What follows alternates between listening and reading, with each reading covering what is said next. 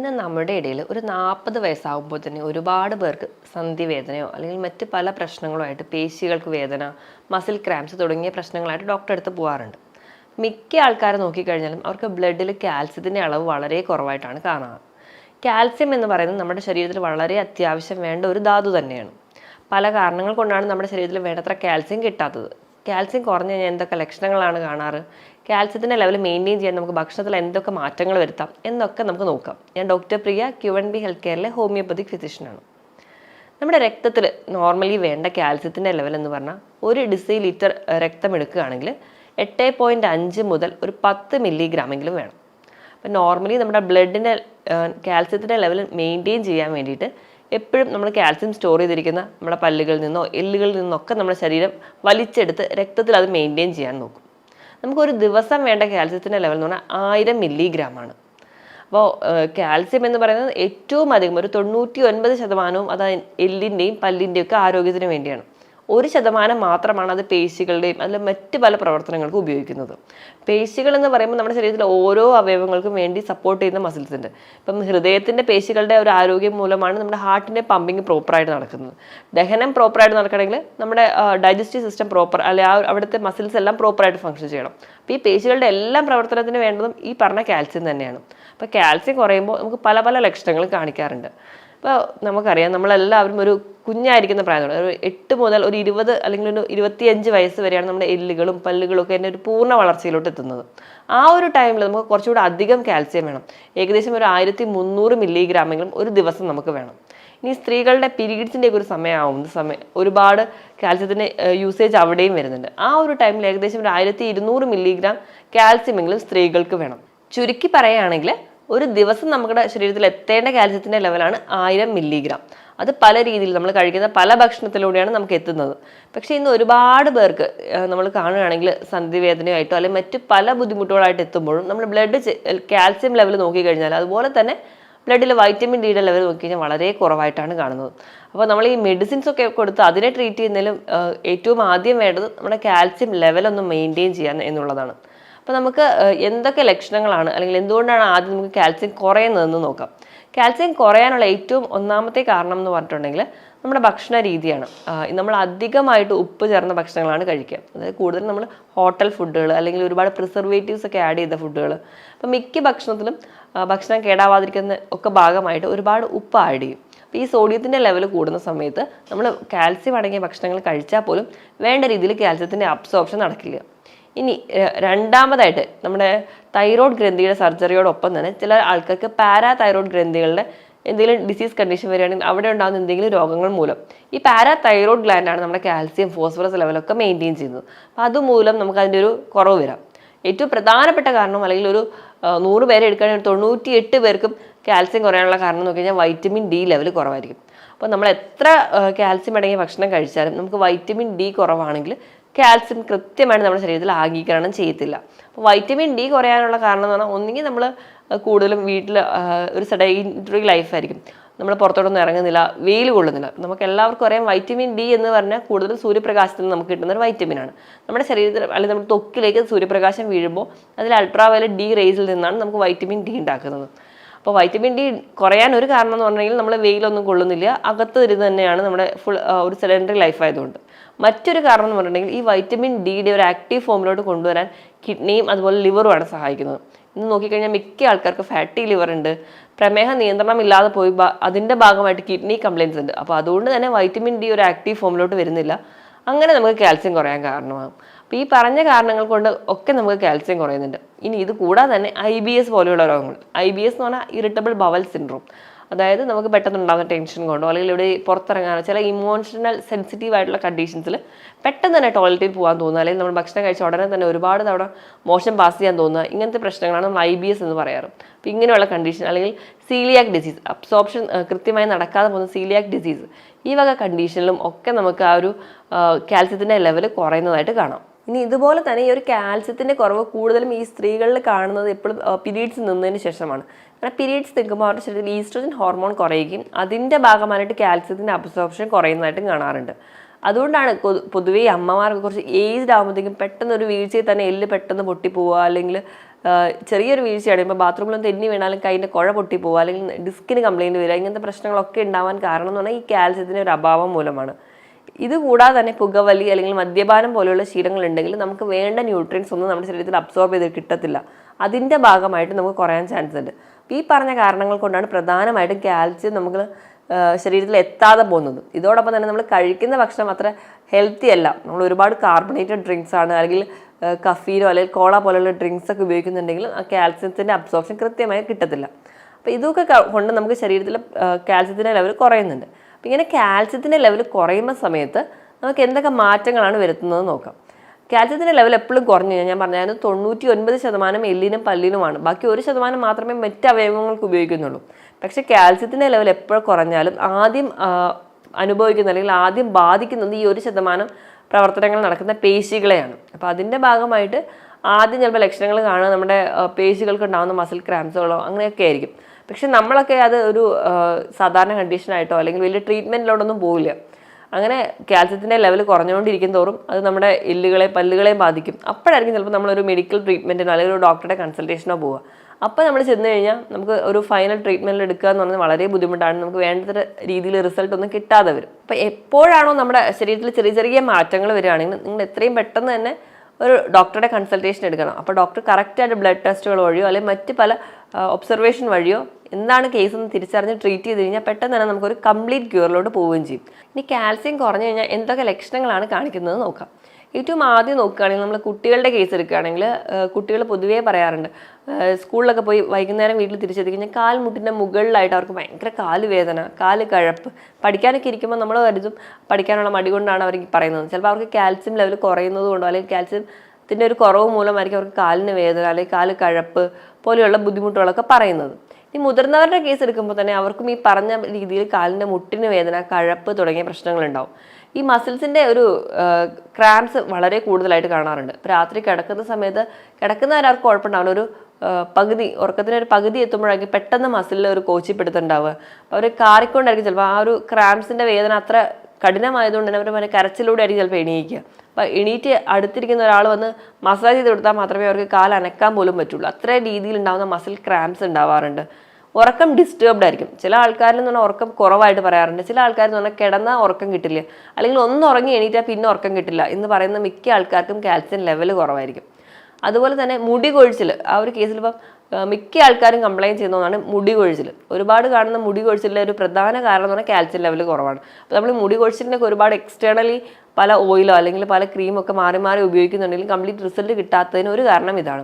ഇത് കൂടാതെ തന്നെ രക്തക്കുറവ് അല്ലെങ്കിൽ വൈറ്റമിൻ ഡി ലെവൽ കുറഞ്ഞവരിലൊക്കെ ഈ മുടി കൊഴിച്ചിൽ കണ്ടിന്യൂസ് ആയിട്ട് നിൽക്കുന്നത് കാണാം. അപ്പം വിട്ട് മാറാതെ ഇങ്ങനെ മുടി കൊഴിച്ചിലൊക്കെ നിൽക്കുന്നുണ്ടെങ്കിൽ നിങ്ങൾ ഒന്നെങ്കിൽ കാൽസ്യത്തിൻ്റെ ലെവൽ അല്ലെങ്കിൽ അയണിൻ്റെ ലെവൽ അല്ലെങ്കിൽ വൈറ്റമിൻ ഡിയുടെ ബ്ലഡിലുള്ള ലെവലൊന്ന് നോക്കുക. അപ്പം ഈ ഒരു ലെവൽ കുറവാണെങ്കിൽ നമ്മൾ ആദ്യം ഇതിനൊരു സൊല്യൂഷൻ കണ്ടുപിടിക്കുകയാണെങ്കിൽ മറ്റ് എക്സ്റ്റേണൽ ആപ്ലിക്കേഷൻ ഒന്നുമില്ലാതെ മുടി കൊഴിച്ചിൽ നമുക്ക് കംപ്ലീറ്റ് ആയിട്ട് മാറ്റാൻ പറ്റും.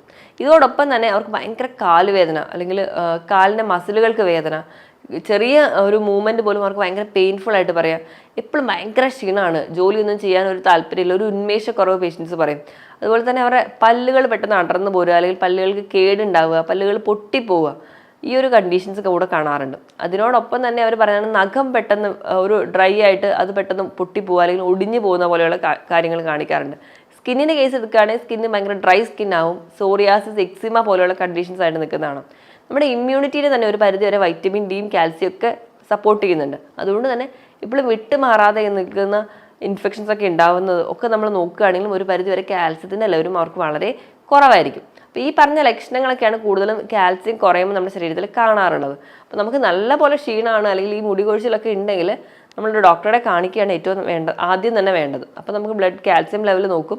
ബ്ലഡ് കാൽസ്യം ലെവൽ ഞാൻ പറഞ്ഞ പോലെ ആദ്യം 8.5 മുതൽ 10 ഇടയിലെങ്കിലും വേണം.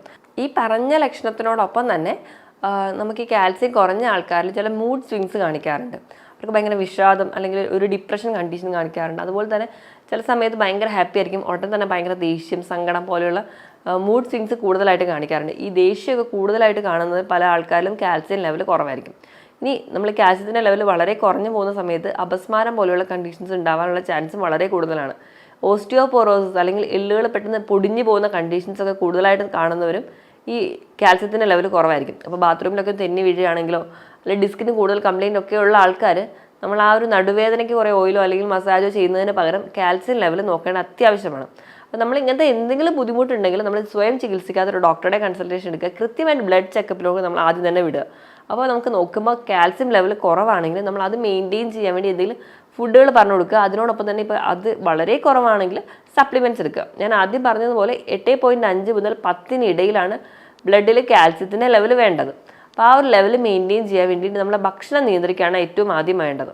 അപ്പം ഈ ഒരു കാൽസ്യം എന്ന് പറഞ്ഞു കഴിഞ്ഞാൽ നമ്മൾ കുഞ്ഞു കുട്ടികൾ മുതൽ എത്ര വലിയ ആൾക്കാരാണെങ്കിലും അവർക്ക് വളരെ അത്യാവശ്യം വേണ്ടതാണ്. ഇപ്പോൾ ഒരു പ്രഗ്നൻസി കഴിഞ്ഞ ഒരാൾക്ക്, ഒരു ഡെലിവറി കഴിഞ്ഞ ഒരു സ്ത്രീയെ സംബന്ധിച്ചിടത്തോളം കാൽസ്യത്തിൻ്റെ ലെവൽ വളരെ കുറഞ്ഞു പോകാൻ ചാൻസ് കൂടുതലാണ്. കാരണം അവർ പാല് കൊടുക്കുന്ന സമയത്ത് അവരുടെ കാൽസ്യം ലെവൽ വീണ്ടും കുറയാൻ ചാൻസ് ഉള്ളതുകൊണ്ടാണ് ഒരു ഡെലിവറിക്ക് ശേഷം ഒരുപാട് പേരിലും നടുവേദന കംപ്ലയിൻറ്റ് ചെയ്യുന്നത്, മുടി കൊഴിച്ചിലൊക്കെ കംപ്ലയിൻറ്റ് ചെയ്യുന്നത്.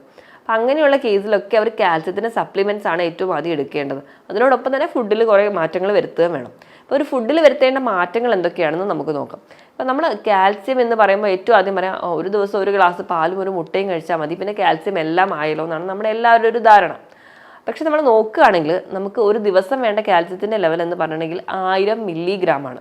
നമ്മൾ ഒരു ഗ്ലാസ് പാല് കുടിച്ചു കഴിഞ്ഞാൽ 100 മില്ലിഗ്രാം മാത്രമേ നമുക്ക് ഒരു കാൽസ്യം നമുക്ക് വേണ്ടത് കിട്ടുള്ളൂ. അപ്പോൾ നമുക്കറിയാം, നമുക്ക് കിട്ടുന്ന പാലിൽ ഒരുപാട് വെള്ളമുണ്ട്, അതുപോലെ തന്നെ പല അഡൾട്രൻസും ആഡ് ചെയ്തതാണ്. അപ്പോൾ നമുക്ക് വേണ്ട രീതിയിലൊന്നും കാൽസ്യം കിട്ടത്തില്ല. അപ്പോൾ നമുക്ക് കൃത്യമായിട്ടൊരു കാൽസ്യം കിട്ടണമെങ്കിൽ ഏകദേശം 1 മുതൽ 1.5 ലിറ്ററോളം നമ്മൾ പാൽ കുടിക്കണം. അത് അത്ര പോസിബിൾ അല്ലാത്തതുകൊണ്ട് അപ്പോൾ കാൽസ്യത്തിന് കിട്ടാൻ വേണ്ടി പാലും മുട്ടയും മാത്രം പോരാ. ഒരു മുട്ട കഴിക്കുകയാണെങ്കിൽ തന്നെ ഒരു മുട്ടയിൽ നിന്ന് ഏകദേശം 50 മില്ലിഗ്രാം മാത്രമേ കാൽസ്യം കിട്ടുള്ളൂ.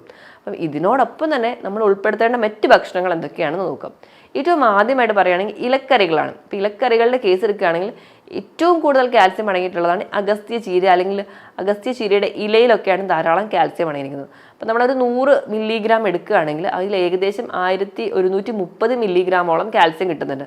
അപ്പം നമ്മൾ ഇലക്കറികൾ മാക്സിമം ഉൾപ്പെടുത്തുക, അതാണ് ഏറ്റവും ആദ്യം കാൽസ്യം കിട്ടാൻ വേണ്ടി വേണ്ടത്. അപ്പോൾ ഇതുപോലെ തന്നെ നമുക്ക് തഴുതാമയുടെ ഇല, അല്ലെങ്കിൽ സ്വർണ്ണ ചീര, പൊന്നാങ്കണ്ണി ചീര, ഇവയൊക്കെ നമുക്ക് കഴിക്കാവുന്നതാണ് ഭക്ഷണത്തിന് ഒപ്പം തന്നെ. അപ്പോൾ നമുക്ക് തോരൻ വെച്ച് കഴിക്കുന്ന സമയത്തൊക്കെ നമുക്ക് ധാരാളം കാൽസ്യം കിട്ടും. ഇതുപോലെ തന്നെ നമ്മുടെ നാട്ടിലേക്കുള്ള മുരിങ്ങയില, ചീരയില. ഇപ്പോൾ ചീരയുടെ ഒരു കേസ് എടുക്കുമ്പോൾ ഒരുപാട് ചീര കഴിക്കുകയാണെങ്കിൽ അതിൽ ഓക്സലേറ്റ് അടങ്ങിയിട്ടുള്ളതുകൊണ്ട് കിഡ്നി സ്റ്റോണൊക്കെ ഉണ്ടാവാൻ ചാൻസ് ഉള്ളവർക്ക് അത് ദോഷം ചെയ്യും. കാരണം ഓക്സലേറ്റ് അധികം അടങ്ങിയിട്ടുള്ളതുകൊണ്ട് കാൽസ്യത്തിൻ്റെ അബ്സോർപ്ഷൻ അവിടെ കുറച്ച് കുറയുന്നുണ്ട്. അതുകൊണ്ട് നമ്മുടെ സാധാരണ പച്ച ചീരയിൽക്കാളും മറ്റ് പല ഇലക്കറികളിലാണ് കൂടുതലായിട്ട് നമുക്ക് കാൽസ്യം കിട്ടുന്നത്. ഇപ്പോൾ നമ്മൾ നോക്കുകയാണെങ്കിൽ നമ്മുടെ വീട്ടിലൊക്കെ കറിവേപ്പില നമ്മൾ എല്ലാ കറിയിലും ആഡ് ചെയ്യുന്നുണ്ടെങ്കിലും നമ്മളത് ആരും കഴിക്കാൻ താല്പര്യപ്പെടാറില്ല. നമ്മളത് എടുത്ത് പുറത്ത് കളയുകയാണ് ചെയ്യുക. അപ്പോൾ ദിവസവും ഈ പാലും മുട്ടയും മാത്രം കഴിച്ചുകൊണ്ട് നമുക്ക് വേണ്ട കാൽസ്യം കിട്ടുന്നില്ല. അപ്പോൾ അതിനോടൊപ്പം തന്നെ നമ്മൾ ഇലക്കറികൾ ധാരാളമായി കഴിക്കുകയാണെങ്കിൽ നമുക്ക് വേണ്ട കാൽസ്യം ഒരുവിധമൊക്കെ കിട്ടുന്നുണ്ട്. അപ്പോൾ ഇലക്കറികളുടെ കേസ് എടുക്കുകയാണെങ്കിൽ ഏറ്റവും അധികം കാൽസ്യം അടങ്ങിയിട്ടുള്ളത് അഗസ്ത്യ ചീര, അല്ലെങ്കിൽ അഗസ്ത്യ ചീരയുടെ ഇലയായാലും പൂവായാലും ധാരാളം കാൽസ്യം അടങ്ങിയിട്ടുണ്ട്. നമ്മളൊരു 100 ഗ്രാമാണ് അഗസ്ത്യ ചീര എടുക്കുന്നതെങ്കിൽ അതിൽ ഏകദേശം 1130 മില്ലിഗ്രാമെങ്കിലും കാൽസ്യം അടങ്ങിയിട്ടുണ്ട്. അപ്പം നമുക്ക് വേണ്ട അത്യാവശ്യം കാൽസ്യം കിട്ടുന്നുണ്ട്. ഇനി ഇതുപോലെ തന്നെ നമുക്ക് കറി വെച്ച് കഴിക്കാവുന്നതാണ് പൊന്നാങ്കണ്ണി ചീര, അല്ലെങ്കിൽ സ്വർണ്ണ ചീര, ഇവയൊക്കെ ധാരാളം കാൽസ്യം അടങ്ങിയിട്ടുണ്ട്. ഇനി നമ്മൾ നോക്കുകയാണെങ്കിൽ നമ്മുടെ നാട്ടിൻപുറത്തൊക്കെ കാണുന്ന പച്ച ചീര അല്ലെങ്കിൽ ചുവന്ന ചീരയിലൊക്കെ ആണെങ്കിൽ കാൽസ്യം ഉണ്ട്, പക്ഷേ അതിൽ 1% വരെ ഓക്സലേറ്റ് അടങ്ങിയിട്ടുള്ളതുകൊണ്ട് കിഡ്നി സ്റ്റോണൊക്കെ ഉണ്ടാവാനുള്ള ചാൻസ് കൂടുതലായതുകൊണ്ട് നമുക്ക് കുറച്ചും കൂടി ബെറ്റർ എന്ന് പറയുന്നത് മറ്റ് ചീരകളാണ്. അപ്പം അതിൽ നിന്ന് കിട്ടുന്ന കാൽസ്യത്തിൻ്റെ ലെവൽ കുറച്ച് കുറവായിരിക്കും. അപ്പോൾ അതുപോലെ തന്നെ ഇപ്പം നമ്മൾ ഈ ഒരു ചീര അല്ലാതെ തന്നെ നമുക്ക് മുരിങ്ങയിൽ നിന്നും നമുക്ക് കിട്ടാറുണ്ട്. അതുപോലെ തന്നെയാണ് കറിവേപ്പിലയിൽ ധാരാളം കാൽസ്യം അടങ്ങിയിട്ടുണ്ട്. ഇപ്പോൾ ഏകദേശം ഒരു 100 ഗ്രാം കറിവേപ്പില എടുക്കുകയാണെങ്കിൽ അതിൽ ഏകദേശം 830ഓളം മില്ലിഗ്രാം കാൽസ്യം അടങ്ങിയിട്ടുണ്ട്. നമ്മൾ നോർമലി അത് എടുത്ത് കളയുന്നതിന് പകരം കഴിക്കുകയാണെങ്കിൽ നമുക്ക് അവിടെ തന്നെ കാൽസ്യത്തിൻ്റെ ലെവൽ മെയിൻറ്റെയിൻ ചെയ്യാം. അപ്പം അതിന് വേണ്ടിയിട്ട് അമ്മമാരൊക്കെ പൊതുവേ ചെയ്യാവുന്ന ഒരു ടിപ്പ് എന്ന് പറഞ്ഞിട്ടുണ്ടെങ്കിൽ കറിവേപ്പില അരച്ചിട്ട് പേസ്റ്റ് ആക്കിയിട്ട് നമ്മുടെ ഫുഡിലൊക്കെ ആഡ് ചെയ്യും. അപ്പോൾ നമ്മളത് എടുത്ത് കളയത്തില്ല, നമുക്ക് കാൽസ്യത്തിൻ്റെ ലെവൽ മെയിൻറ്റെയിൻ ചെയ്യാനും പറ്റും. അതുപോലെ മല്ലി ഇലയിൽ, ബ്രക്കോളിയിലൊക്കെ എല്ലാ ഇലക്കറികളിലും ധാരാളം കാൽസ്യം അടങ്ങിയിട്ടുണ്ട്.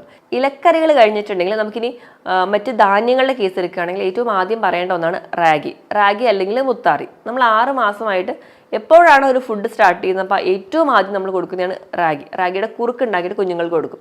കുഞ്ഞുങ്ങൾക്ക് മാത്രമല്ല എത്ര മുതിർന്നവർക്കാണെങ്കിലും ഏറ്റവും വളരെ നല്ലൊരു റിച്ച് സോഴ്സാണ് കാൽസ്യത്തിൻ്റെ. അപ്പം നമ്മൾ 100 ഗ്രാം ഒരു റാഗി എടുക്കുകയാണെങ്കിൽ അതിൽ ഏകദേശം 340 മില്ലിഗ്രാം വരെ കാൽസ്യം അടങ്ങിയിട്ടുണ്ട്. അതുപോലെ തന്നെ എല്ലാ പയറ് വർഗ്ഗങ്ങളുടെ കേസ് എടുക്കുകയാണെങ്കിൽ സോയാബീൻ, വൻപയർ, ചെറുപയർ, ഇതിലെല്ലാത്തിലും കാൽസ്യം അടങ്ങിയിട്ടുണ്ട്. ഇനി ഇതുപോലെ തന്നെ നട്ട്സുകളുടെ കേസാണെങ്കിലും കാഷ്യൂ, ആൽമണ്ട്, വാൽനട്ട്, ഇതിലെല്ലാം ധാരാളം കാൽസ്യം അടങ്ങിയിട്ടുണ്ട്. ഇനി ഇത് കൂടാതെ ചെറിയ ചെറിയ മത്സ്യങ്ങൾ, മത്തി, നെത്തോലി, അയല പോലെയുള്ള ചെറിയ മത്സ്യങ്ങളും കുറഞ്ഞ ശതമാനത്തോളം കാൽസ്യം അടങ്ങിയിട്ടുണ്ട്.